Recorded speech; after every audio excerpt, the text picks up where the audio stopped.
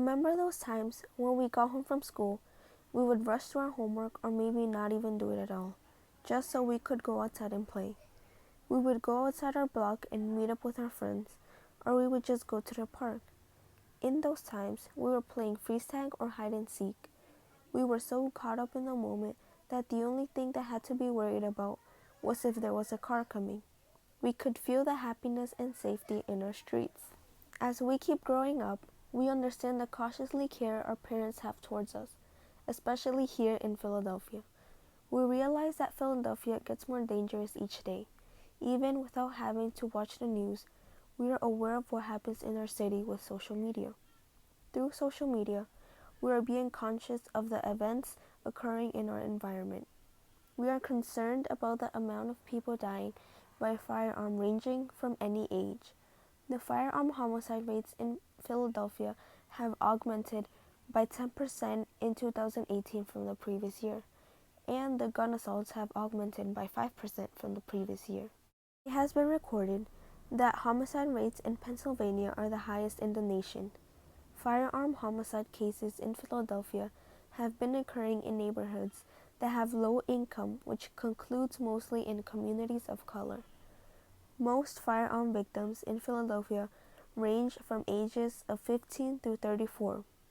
It has also been stated by the Philadelphia Department of Public Health that firearm victims are usually people who identify as Black, and most firearm victims are male. Some problems of having access to a firearm include a high rate of women being killed in school shootings, which has increased by nearly 60% with 94 school shootings recorded in 2018.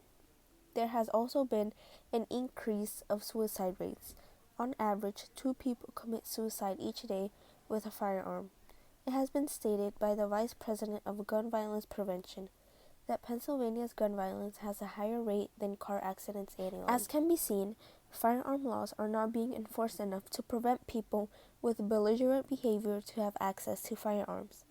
The life of our kids, mothers, fathers, loved ones, and even ours are being jeopardized by the disadvantageous use of firearms. We as teenagers have all experienced the rushing beat of our heart as we walk through the uncanny streets of Philadelphia. We are informed about the danger in our streets.